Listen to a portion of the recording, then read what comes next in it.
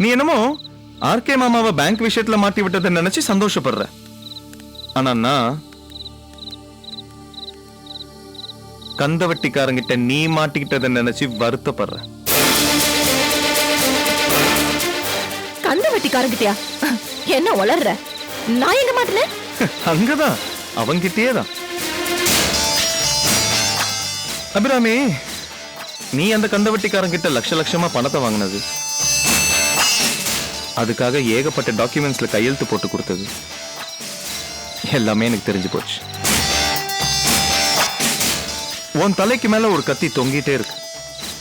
அந்த கத்தி வேற யாரும் இல்ல, கந்தவட்டிக்காரன் தான். ஆர்கே மாமா ஏதாச்சும் ஒரு பிரச்சனைல மாட்டிக்கிட்டாருன்னா அந்த பிரச்சனையை விட்டு எப்படி மீண்டு வருதுன்னு அவருக்கு தெரியும்.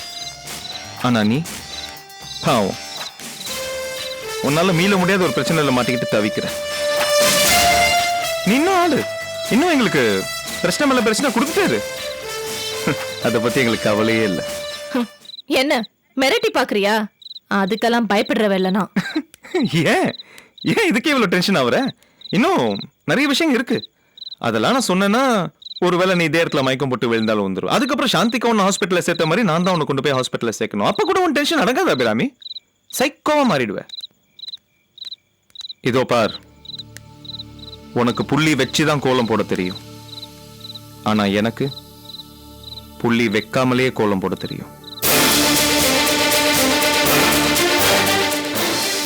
இதோ பார் அபிராமி, ஆர்கே மாமாவை நோக்கி நீ அடி எடுத்து வைக்கிற அதே நிமிஷம் நான் உன்னை நோக்கி அடி எடுத்து வச்சுக்கிட்டு தான் இருக்கேன், இருப்பேன். நீ நான் பார்த்துப்போமா?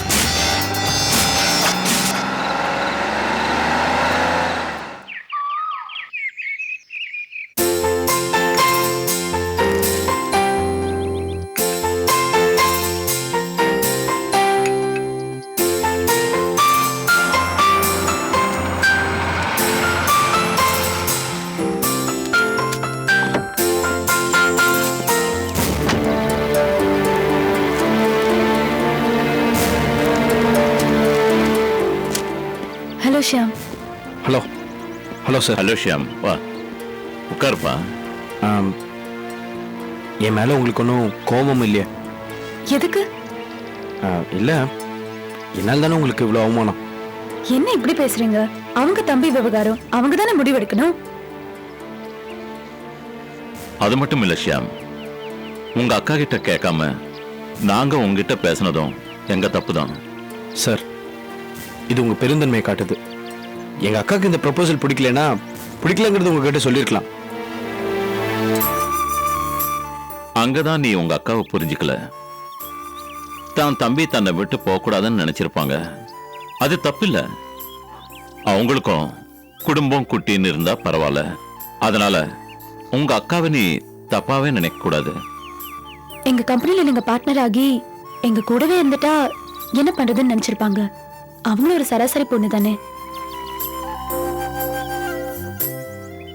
ஒரு பொண்ணு என்ன நினைப்பாங்கிறது இன்னொரு பொண்ணுக்கு தானே தெரியும். ஷியாம், அபிராமி எனக்கு ஒரு சகோதரி மாதிரி தான். ஒரு இன்செக்யூரிட்டியில பேசினத தப்பாவே எடுத்துக்க கூடாது. அவங்க 1000 பேசினாலும் உங்க அப்பா ஜம்புவுக்காக அப்போவே அங்கேயே நான் எல்லாத்தையும் மறந்துட்டேன். என்ன இப்ப நீங்க நல்ல நிலைமையில இருக்கிறத உங்க அப்பா பார்க்க கொடுத்து வைக்கல. பாழா போன குடிப்பழக்கம் மட்டும் இல்லைன்னா உங்க அப்பா நிச்சயம் இப்ப உங்க கூட வாழ்ந்து இருப்பாரு.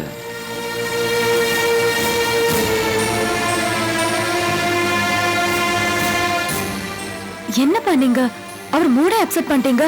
அவர் அப்பா பத்திலாம் பேசி பாருங்க, வருத்தப்படுறாரு. அதுக்கு இல்லம்மா, ஜம்பு என் பழைய ஃப்ரெண்டு. அந்த உறவை நான் புதுப்பிக்கிறதுக்காக தான் இந்த ப்ரொபோசலே நான் ஷாம் கிட்ட சொன்னேன். அது இப்படி ஆயிடுச்சு. ஓகே, ஷாம் பார்ட்னரா இல்லைன்னா என்ன, ஒரு ஃப்ரெண்டா நம்ம கூட இருக்கலாம் இல்லையா? என்ன ஷாம்? என்ன சார் இது? சாரி கேட்க வந்த என்ன சரிக்கு சமமா வச்சு பேசுறீங்களே. உங்க பெருந்தன்மைக்கு நான் தலை வணங்குறேன் சார். இது பெருந்தன்மை இல்லப்பா, பாசம். போகும்போது என்ன கொண்டு போக போறோம்? உங்க அக்கா பத்தி நான் தெரிஞ்சுக்காம இருந்திருக்கலாம். ஆனா என் மக உமா ரொம்ப பக்குவப்பட்டவ. அவ இத தப்பா நினைக்க மாட்டா. உறவுகள் பிரியறத அவ விரும்பவே மாட்டா. தாய் இல்லாத குறைய தவிர வேற எந்த குறையும் இல்லாம இவ்வளவு வளர்த்திருக்கேன். நான் என் மக மேல காட்டுற பாசத்தை தான் உங்க அக்கா உன் மேல காட்டுறாங்க. That's all. அடுத்த தலைமுறை தலை தூக்கணுங்கிறது என் எண்ணம். அந்த பாலிசி உங்க அக்காவுக்கு பிடிக்கல, அதனால தப்பு இல்ல, அது அவங்க குணம். ஆனா உங்களை தனியா விடணும், தனியா தொழில் பண்ண விடணும். ஒரு இண்டஸ்ட்ரிக்கு நீங்க எம்டி ஆகணும். உங்க திறமை இந்த ஊருக்கே தெரியணும். அதுதான் ஏன் ஆசை. சாரி, எங்க ஆசை. இத பார் ஷாம், உங்க அக்கா மேல எனக்கு எந்த கோபமும் இல்ல. ஆனா நீ பெரிய ஆள் ஆகணும், அதான் எங்களோட ஆசை. சரி சார், நான் வரேன். ஓகே.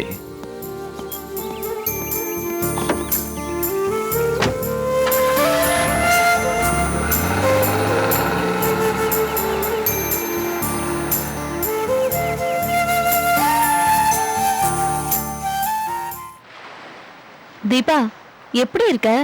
உன்னை பார்த்து பேசியே ரொம்ப நாள் ஆச்சு. ஆமா சாந்தி, ஆக்சுவலி நம்ம போன தடவை இதே ரெஸ்டாரண்ட்ல தான் பேசினோம். நாம மீட் பண்ண போது போக போக உனக்கே எல்லாம் புரிஞ்சிடும்னு சொன்னீங்க. அதோட அர்த்தம் எனக்கு இப்போதான் புரியுது. தீபா, இப்போ கூட ஒரு முக்கியமான விஷயத்துக்காக தான் உன்னை வர சொன்னேன். சொல்லுங்க சாந்தி. நான் லாயர் பிரகாஷ் சாரை சந்திச்சேன்.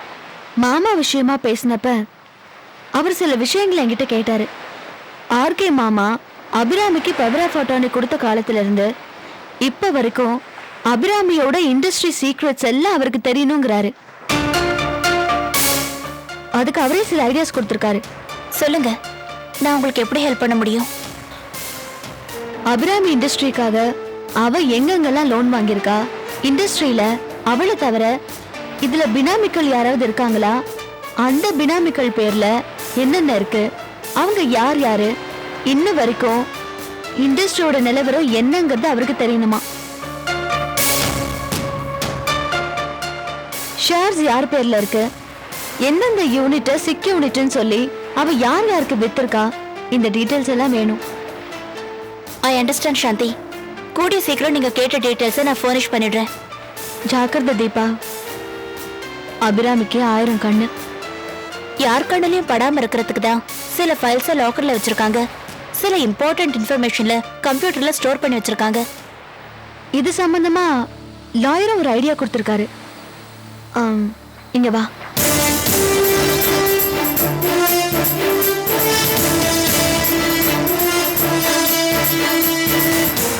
ஓகே சாந்தி, நீங்க சொல்றபடியே செய்றேன்.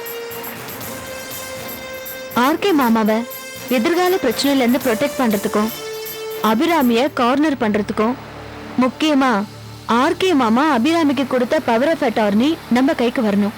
கவனமா இரு தீபா. மற்ற டீட்டெயில்ஸ் நீங்க கேட்டதெல்லாம் நான் ஈஸியா கொடுத்துருவேன். பட் இந்த பவர் ஆஃப் அட்டார்னி விஷயம்தான் கொஞ்சம் டைம் ஆகும். I try my level best. சரி தீபா, ஆனா நமக்கு அது கண்டிப்பா வேணும்.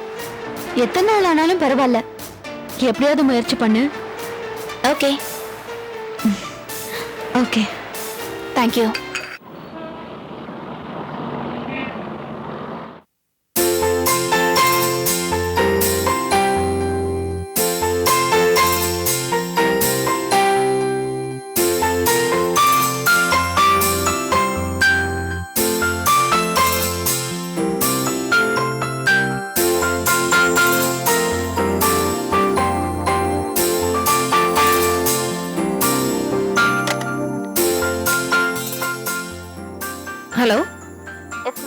தீபா என் கேபினுக்கு கொஞ்சம் வரீங்களா? வரேன் madam. Okay. Excuse me ma'am. வாங்க. தீபா, நான் இப்ப உங்ககிட்ட சொல்ல போறது ரொம்ப அர்ஜென்ட்டான ஒரு விஷயம். நீங்க இன்னைக்கு நாள் ஃபுல்லா ஒர்க் பண்ணி இந்த ப்ராஜெக்ட் ரெடி பண்ணணும். நாளைக்கு முதல் ஃபிளைட்ல நான் அதை அனுப்பிச்சே ஆகணும். நீங்க யாரை ஹெல்ப் கூப்பிடுவீங்களா எனக்கு தெரியாது, but it has to be done today. Okay ma'am. Okay. முக்கியமான டீடைல்ஸ் எல்லாம் நான் இந்த பேப்பர்ல நோட் பண்ணிருக்கேன். இதுக்கு மேல உங்களுக்கு டீடைல்ஸ் தேவைன்னா இதான் வெப்சைட், இதான் பாஸ்வேர்ட், எல்லா டீடைல்ஸும் கிடைக்கும். இதை வச்சு ப்ரிப்பேர் பண்ணிக்கங்க. But ma'am. என்ன? இல்ல, என்னோட கம்ப்யூட்டர் ஹேங் ஆயிடுச்சு. இப்போதான் சர்வீஸ் இன்ஜினியர்ஸ் எல்லாம் வந்து பார்த்துட்டு இருக்காங்க. அதுக்கு என்ன, என்னோட சிஸ்டம் யூஸ் பண்ணிக்கங்க. Thank you ma'am. தீபா, நான் கொஞ்சம் வெளில போறேன். You continue the work. Any doubts just give me a call. ஆனா ஞாபகம் வச்சுக்கங்க, இன்னைக்கு இந்த வர்க் முடிச்சாகணும். Definitely ma'am. எவ்வளவு நேரம் ஆனாலும் நான் இந்த வர்க்கை முடிச்சிருவேன். என்கிட்ட இருந்து உங்களுக்கு கால் வரும்போது the work is over. That's Deepa. Thank you ma'am.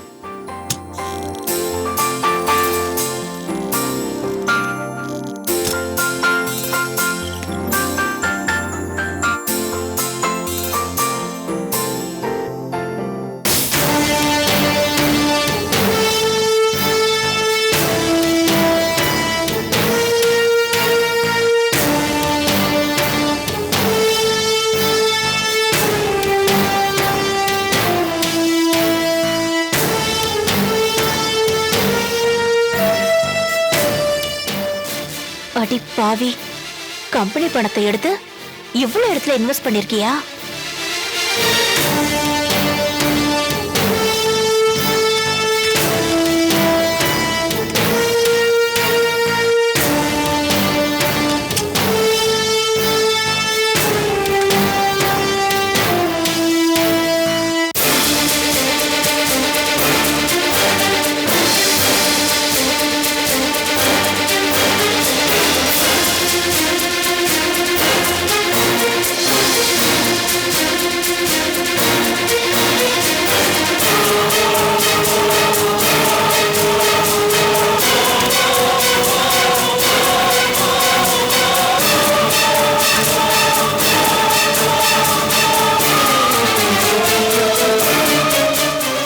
என்ன கவர்ல?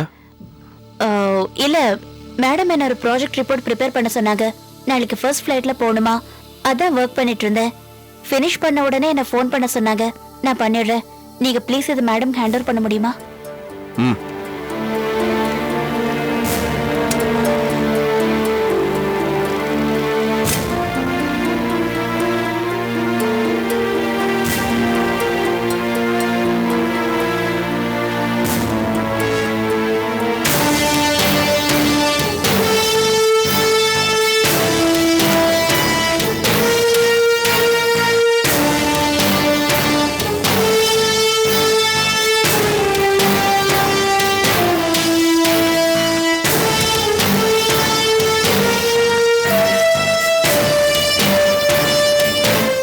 மேடம், கம்ப்யூட்டர் ரெடி ஆயிடுச்சு. நானும் ஃப்ளாப்பி ரெடி பண்ணிட்டேன். லாரி பிரகாஷ் கிட்ட கொடுத்துருங்க. Okay. Okay, be careful. Thank you madam. Okay madam, சார்ட்ட கொடுத்தோம். தேங்க்யூ. ஓகே.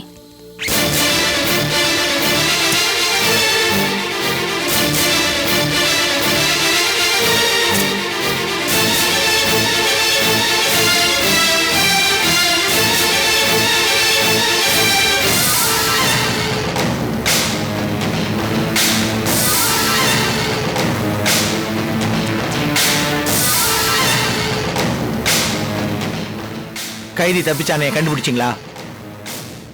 கண்டுபிடிக்க முடியல சார். என்னங்க இவ்வளவு நாள் ஆச்சு, இன்னும் கண்டுபிடிக்கலன்னு சொல்றதுக்கு உங்களுக்கு எல்லாம் வெக்கமா இல்ல? நான் என்ன சார் பண்றது? ஒரு பக்கம் மினிஸ்டர் பந்தோபஸ்து, ஒரு பக்கம் வேலை நிறுத்த போராட்டம், ஏகப்பட்ட டென்ஷன் சார். என்ன சார் யோசிச்சுட்டு இருக்கீங்க? ஜெயில இருந்து எப்படி தப்பிச்சு போனான்னு போலீஸ் நீங்க யோசிச்சுக்கிட்டு இருப்பீங்க. ஏன் தப்பிச்சு போனான்னு நான் யோசிச்சுக்கிட்டு இருக்கேன். அதான் சார் எனக்கும் புரிய மாட்டேங்குது. ஜெயிலை விட பாதுகாப்பான இடம் வேற எதுவும் ஒண்ணு கிடையாது ஏசி சார்.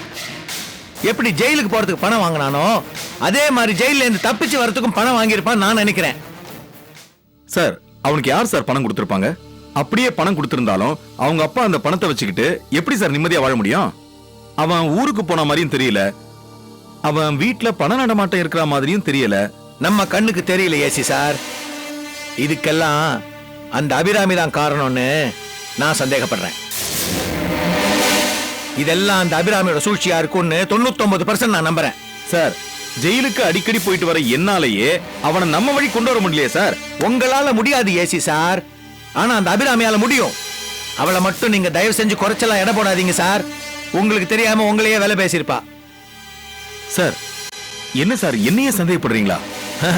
ஒரு பேச்சுக்கு சொன்னேன், தட்ஸ் ஆல்.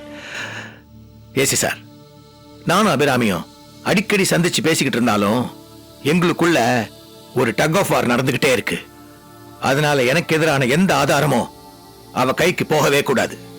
அப்படி கிடைச்சிச்சுன்னா அவ எதையும் விட்டு வைக்க மாட்டா. நம்ம இந்த அபிராமி கிட்ட ரொம்ப ஜாக்கிரதையா நடந்துக்கணும். புரிஞ்சுதா? Okay sir.